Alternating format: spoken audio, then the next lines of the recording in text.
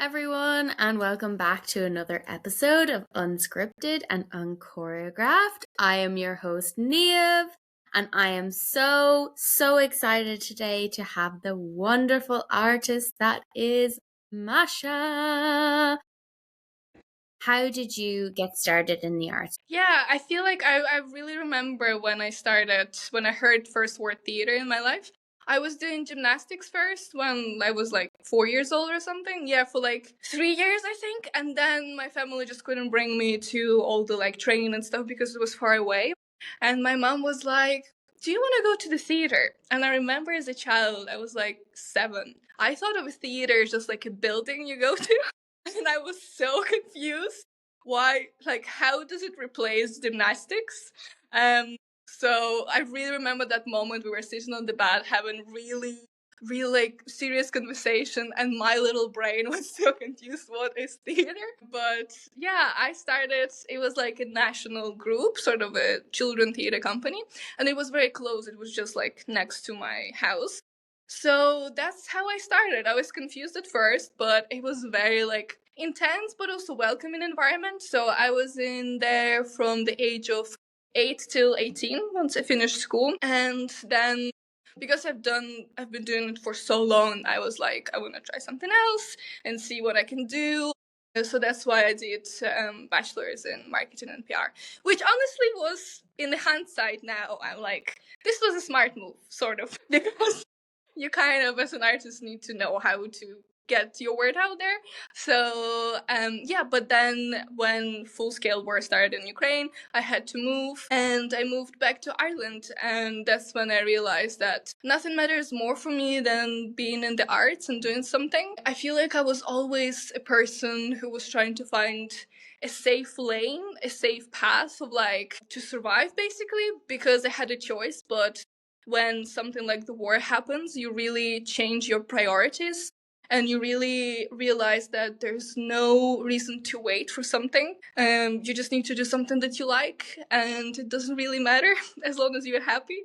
So that was kind of like the idea of living in the day. Like, what can I do today to make myself happy? Because I don't know how much days I have. So basically, this whole kind of experience brought me back, and out of all places in Ireland, I was put in Longford, which back then I was like, why Longford? Why? But now I realized that that was the best place I could ever end up in 2022, because I got involved in Backstage Theatre. Yay, Backstage! Cheers for Backstage. And met amazing artistic director Mona, and met Maisie Lee, who was a director working on Lúminaria show, and so many other amazing creatives there. And that's kind of how I restarted my path in the arts in Ireland. And just step by step, I was doing like short courses in the Lear, and then I decided that I want to like study more. So I went to college in Inchicore and did drama studies here. And that's me. I finished last year, and that's my whole journey. And now I'm like, I want to do something of my own. I want to kind of expand artistically and kind of put the ideas and stuff out there, because it's hard to sort of go from college to working if you're not in only one university that everyone gets to agencies from. So that's kind of a struggle. But there's an amazing community, so I'm very lucky to be surrounded and meet people like Neve and work together. And it's always like a small village in Ireland. Everyone like meets each other all the time and collaborate. And I feel like doing a play in Seen and Heard is sort of a wonderful way to kind of start their journey independently from after college. I am very excited for you to talk about your show, Seen and Heard, which is this week, which people need to go see. Yeah, can you please tell us everything about it? Yes, great. Okay, I'll start with the backstory. I think a year ago I felt this sort of urge of say something, and I was trying to find a medium to do so. And obviously, because I have such a long history with theater, I was like, well, the choice is pretty obvious, so I have to do it. And I think I was just simmering away an idea of doing something for the whole year.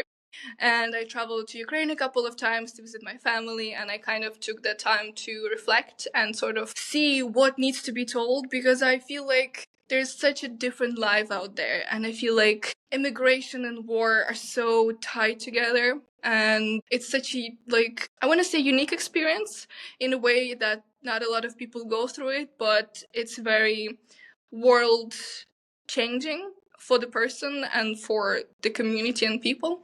Anyway, so I just took a time being in Ukraine to understand what needs to be said out there, because I feel like a lot of people like me who had to leave and start a new life here have this sort of a duality of life. You're here, but you're also there, not physically, but in your mind. It is immigration, but it's like forced immigration. And I think it's really different when you had to leave rather than choosing to leave. So I think I was trying to think what I want to say, whether I want to show what the reality in Ukraine is right now, or I want to show my personal experience or share other stories. I was really debating what lane to go, because there's so many, which is amazing. There's so many stories to tell. But I was trying to find the one that I would be comfortable with sharing, and the one that feels close to me and something that I can invest into. So yeah, with time, I was just thinking what it could be. And I spent quite some time with my grandparents in the village, which is like basically a field and their house. It's close to the village, but it's very remote as well. And I thought about how we as people are so connected to nature at our core. But unfortunately, because the life and the society we are at now and technology and everything, our life is so different and so removed from what we actually were made to be and how we're meant to live. And I just noticed it how different I feel and how it connects me. And I think for a while I've been wondering, this question in my head is constant, it's forever, about what home is. Because when I go to Ukraine and visit, I feel this is home. And then a week later, I'm like, I feel that I don't fully belong there. And I miss my life in Ireland. And then I come back to Ireland and I feel, then this is home. And the cycle repeats. It's like, but then something is missing. And it's a constant journey of finding your home. And that's what kind of play is about.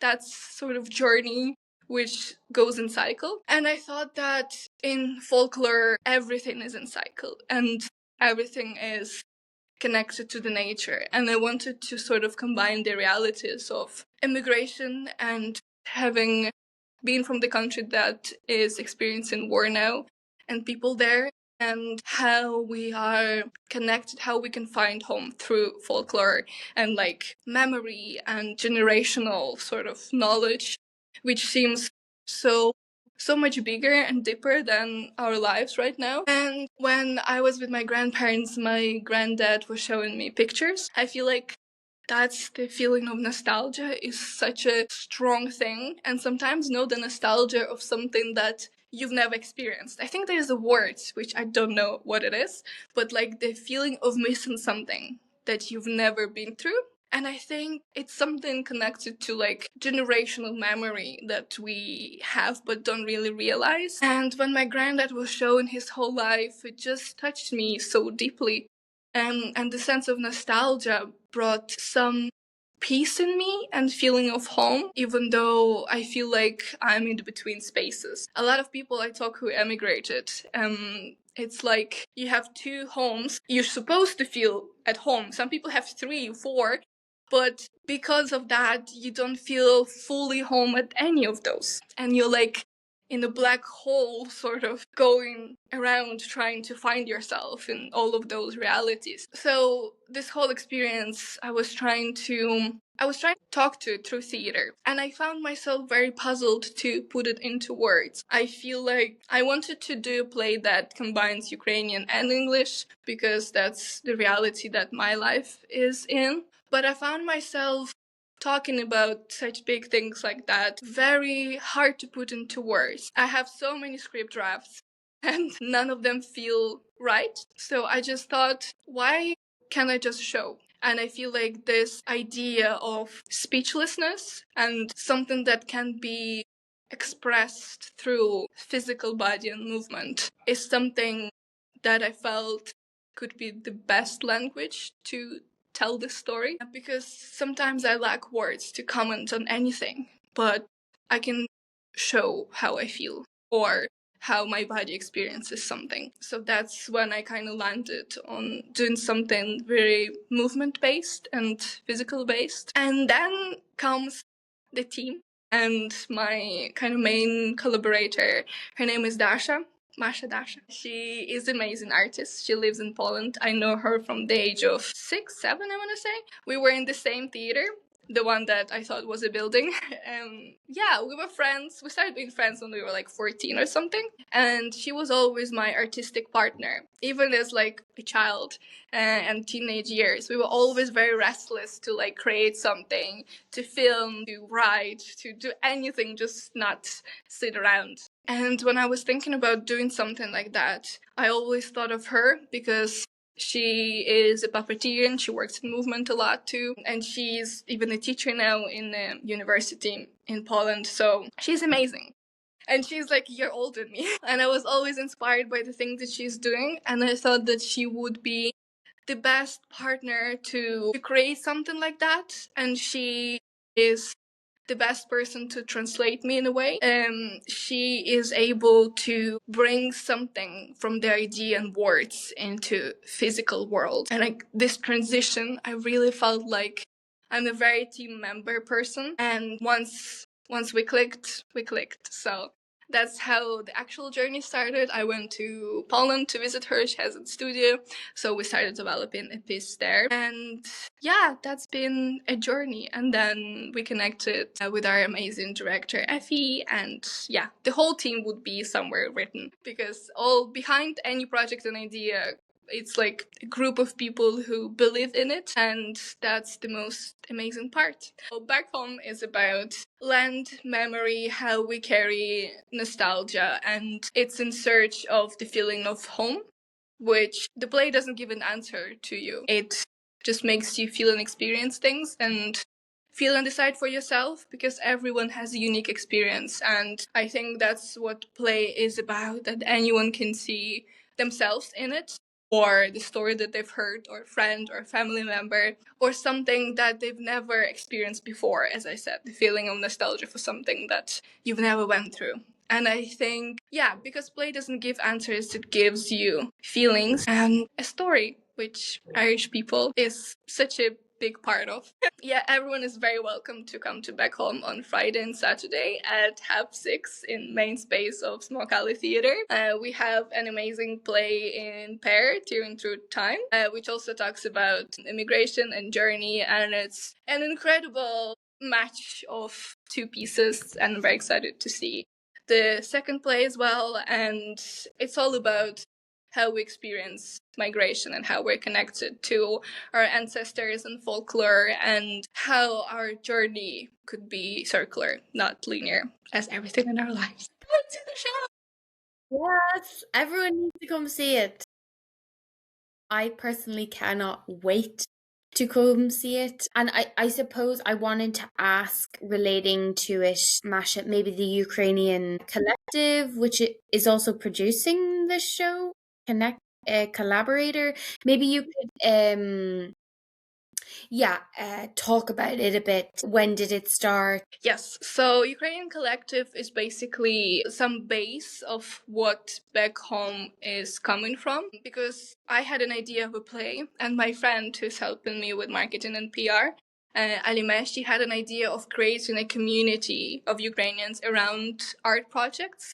And it was one of those walks in the park with coffee when you're like, let's do this. So that's how it started. We decided for the play to be the first project that we're doing, something that unites Ukrainian artists or just people who are interested in arts, something that voices community and people. So Back Home is the first project, a play, that is technically produced by Ukrainian Collective in the face of Alime and me. And we're hoping to do more projects in the future. But we thought that Back Home could be a lovely baby start of this. Yeah. If there's Ukrainian artists in Ireland, is it possible to reach out to the collective? Yes. Yeah, so for now we just have our Instagram account. That's where we're posting all the updates. There's Alime and me linked there. So we are so welcome for any Ukrainian artist and any artist who want to talk about culture. And I think it's so important to connect, and that's what the Ukrainian Collective is about. It's about connection and just doing things together for a greater good and for uniting people through arts and through like-minded stories. I cannot wait to see what you do next, and for back home. I know it's going to be amazing. I feel like I want to ask everyone about what home is for them, but I feel like I'm slightly afraid to ask myself, because I think doing the play is sort of a way to find an answer for myself, and I don't know if it's there. I feel like the closest that I feel home is being around, and both Ukraine and Ireland. I feel this sort of peace, and I think hearing stories from my family makes me feel at home. And it's so funny how food is such a powerful thing, but I feel like Ukrainian cuisine always brings me home. The taste of borscht, it's our traditional soup, is amazing, and every family has a different borscht recipe, so it tastes different. But when I come home, and my mom always makes borscht when I come, the first day, and the taste of that borscht is feeling home. And of course, my family is my home. My cats, I have 2 cats, I love them so much. When I come to Ukraine, it's like with family, you can FaceTime and talk, but it's not the same with cats. You just need to touch them and pat them. And when I have a cat on my lap, I feel at home. When I watched old movies or TV shows that are from my teenage years or something that we used to watch with my mom, we loved Ukrainian MasterChef. It's like a cooking TV show. Every time I turn it on, it's like, yes, that's home. Combined with borscht, perfection. Absolute home feeling. I think it's a collection of things, and I think the play sort of asks itself whether you can find some content through all of those memories, pieces, songs, stories, smells. And I feel like for a moment you can. And it depends how long it lasts until you start your journey again.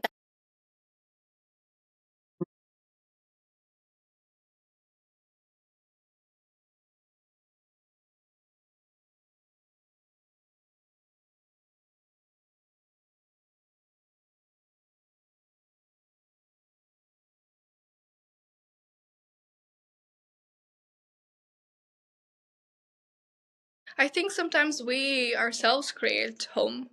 I think we have, some people say you bring home with you, and I think it's true for most of the time. Yes, and I feel like the fact that piece of that we're showing, the 20 minutes, it doesn't have words. And I think because we wanted to show different realities, so the play has real world and then the folklore world appears. So the part that we're doing for Seen and Heard, it's a real word transition into the folklore world. Folklore world is very short description. It's all about the memory and that sort of sense. And I feel like what you mentioned about language is such a big thing, because I feel like when you lose a home, part of it is losing language and ability to speak. It's like this sort of fight or fight state, and fight, flight, or freeze. And I think one that I've experienced is freeze.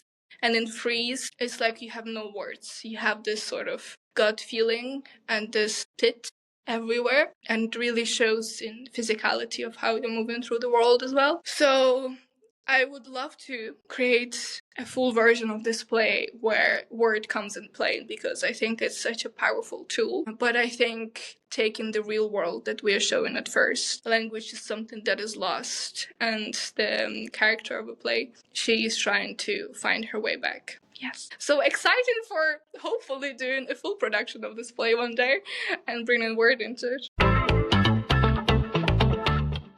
Genuinely, she can do any role in the arts to a very high standard, genuinely.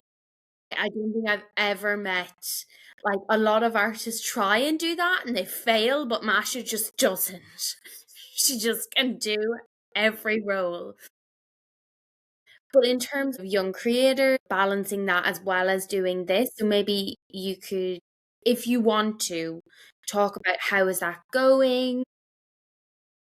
Yes, so I'm doing my second year of Young Curators Program. Yay! The first one was with Neve, and now I'm also part of Backstage, but with a different team, lovely people. And I really wanted to do a second year to explore more what I can do, because I feel like this program has so much to offer. I think it's just the best pathway to the arts industry, whatever it's called. Industry is such a posh word sometimes, I feel like, but there's no other way to say it. Yeah, so it's an amazing program, and the result of Young Curators Program is Lasta Festival, which is created by the team of curators in each venue, which is a national network, and it's all around the country. And it's been just an amazing experience to connect, first of all, with all the venues and people around the country, and attend all the events, that the industry events that really they talk about important issues and things that need to change or things that need to stay or be better.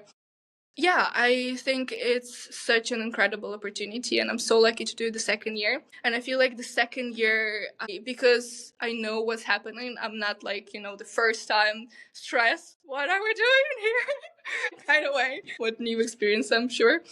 I feel like I always felt the mission of representing communities in local venues. And I think my main goal was always to make voices count and to represent people who live in the area.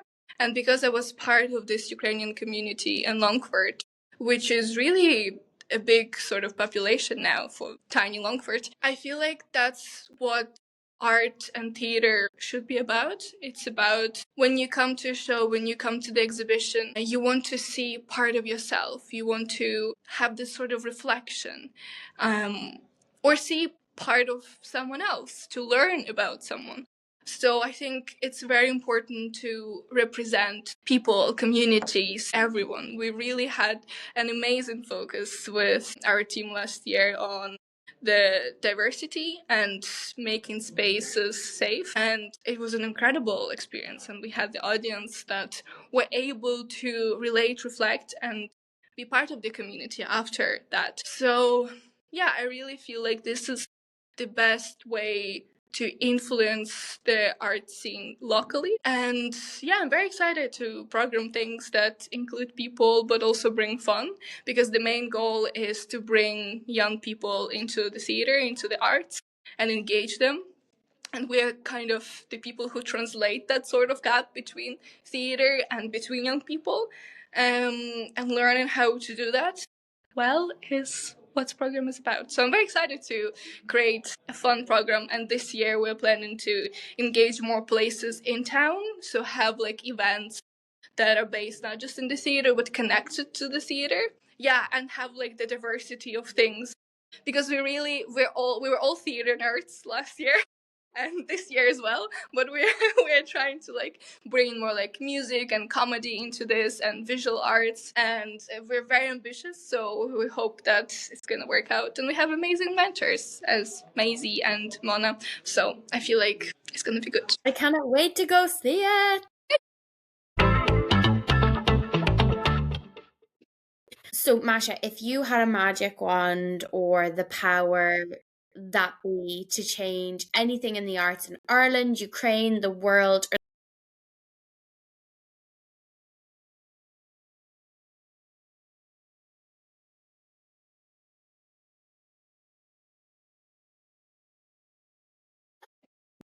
I think when I came to Ireland, I was really surprised how people care for the arts here, how much focus on the arts here. I think just comparison with Ukraine, even in terms of like budget and pathways. And I think it's amazing that there's so many things already happening, but I think there's so much more that can happen. I think mainly is this. I feel like a lot of people struggle from education coming to the professional world, and if you're lucky enough, you get an agency or like meet people. But I feel like no matter how much people you meet sometimes, it doesn't mean that you will get work. So like having some kind of in-between stage, or having some companies that, I know there's a couple of like theater companies that do productions just for free, but I think the more we have those collectives, actors that just like keep doing the work, and any creatives, just a way for people to create. And it's often like, when you, in any profession, you finish your degree and then you're like, I have a degree, and any job requires like at least 3 years of experience. And this gap in between, I feel like happens a lot in the arts too. It's like, unless you can apply for any funding or anything, unless you got like 2 or 3 projects done already. And I think the festival like Seen and Heard is incredible. The funding of Agility Award is incredible. And I think the more we have those ways, not just once a year, but throughout the year, for artists to be able to engage with art, to collaborate together, to have like talks, everything, anything, I think would be what I would wish for Magic Wand to happen. And obviously the basic income for arts, please, we need that. And it's amazing that it's going forward. It's such a great news. It's like such an amazing step, but also I think it needs to keep happening. And I think there's so much work put in by the organization that is doing that. They're just heroes of the whole country here. But some rules that they have like 3 years and then you're not eligible for a couple of years or something, I don't think it's the way to encourage. It's good that it exists. It's great that it's going forward and bringing more people. But I don't think it's an end result. I think it's something that needs to be talked and worked on further, because it already showed a positive result. And the more you invest, the more you'll get, if we're talking basically purely on the capitalism terms. But yeah, the more you support artists on any level, the better. And come and see shows. I feel like we as artists also need to support each other in anything. And I think we can sometimes put a responsibility on some big power, a big person, a big position, but we are also part of the change. And incredible people who are doing this whole campaign for arts, as I said, are heroes. But we also can influence. We can be the voice of change, and through actions and talking about it, like you, which is amazing. I think there needs to be more of that, and support and building community around each other. So hopefully one day all of those wand wishes will come true. Masha, thank you so much for your inspiration, intelligence, passion.